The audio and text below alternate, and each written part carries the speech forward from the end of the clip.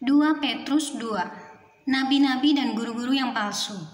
Sebagaimana nabi-nabi palsu dahulu tampil di tengah-tengah umat Allah, demikian pula di antara kamu akan ada guru-guru palsu. Mereka akan memasukkan pengajaran-pengajaran sesat yang membinasakan. Bahkan mereka akan menyangkal penguasa yang telah menebus mereka, dan dengan jalan demikian segera mendatangkan kebinasaan atas diri mereka. Banyak orang akan mengikuti cara hidup mereka yang dikuasai hawa nafsu, dan karena mereka jalan kebenaran akan dihujat. Dan karena serakahnya guru-guru palsu itu akan berusaha mencari untung dari kamu dengan cerita-cerita isapan jempol mereka. Tetapi untuk perbuatan mereka itu hukuman telah lama tersedia dan kebinasaan tidak akan tertunda. Sebab jikalau Allah tidak menyayangkan malaikat-malaikat yang berbuat dosa tetapi melemparkan mereka ke dalam neraka dan dengan demikian menyerahkannya ke dalam gua-gua yang gelap untuk menyimpan mereka sampai hari penghakiman.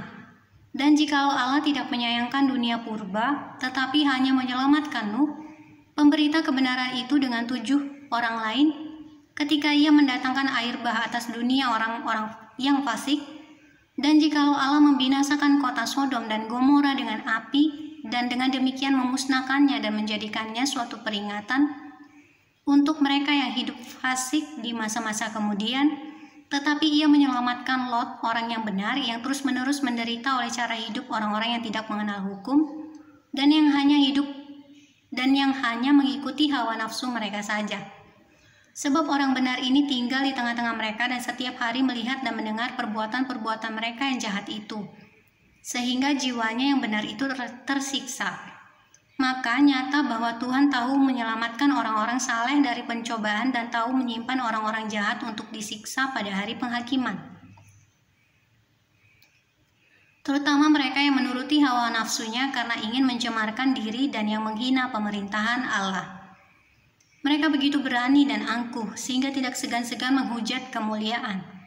Padahal malaikat-malaikat sendiri yang sekalipun lebih kuat dan lebih berkuasa daripada mereka, tidak memakai kata-kata hujat kalau malaikat-malaikat menuntut hukuman atas mereka di hadapan Allah. Tetapi mereka itu sama dengan hewan yang tidak berakal, sama dengan binatang yang hanya dilahirkan untuk ditangkap dan dimusnahkan. Mereka menghujat apa yang tidak mereka ketahui, sehingga oleh perbuatan mereka yang jahat mereka sendiri akan binasa seperti binatang liar, dan akan mengalami nasib yang buruk sebagai upah kejahatan mereka. Berfoya-foya pada siang hari, mereka anggap kenikmatan. Mereka adalah kotoran dan noda yang mabuk dalam hawa nafsu mereka.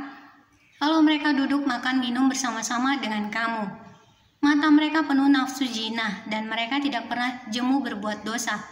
Mereka memikat orang-orang yang lemah, hati mereka telah terlatih dalam keserakahan.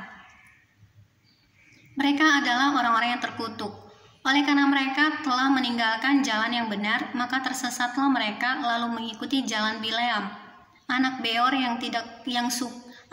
yang suka menerima upah untuk perbuatan-perbuatan yang jahat. Tetapi Bileam beroleh peringatan keras untuk kejahatannya, sebab keledai beban yang bisu berbicara dengan suara manusia dan mencegah kebebalan nabi itu. Guru-guru palsu itu adalah seperti mata air yang kering, seperti kabut yang dihalaukan taufan.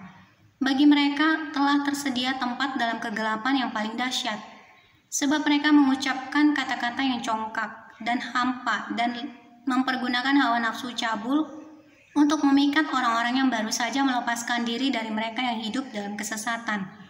Mereka menjanjikan kemerdekaan kepada orang lain, padahal mereka sendiri adalah hamba-hamba kebinasaan, karena siapa yang dikalahkan orang, ia adalah hamba orang itu. Sebab jika mereka oleh pengenalan mereka akan Tuhan dan Juru Selamat kita Yesus Kristus telah melepaskan diri dari kecemaran-kecemaran dunia, tetapi terlibat lagi di dalamnya, maka akhirnya keadaan mereka lebih buruk daripada yang semula. Karena itu bagi mereka adalah lebih baik jika mereka tidak pernah mengenal jalan kebenaran daripada mengenalnya, tetapi kemudian berbalik dari perintah kudus yang disampaikan kepada mereka. Bagi mereka cocok apa yang dikatakan peribahasa yang benar ini. Anjing kembali lagi ke muntahnya, dan babi yang mandi kembali lagi ke kubangannya.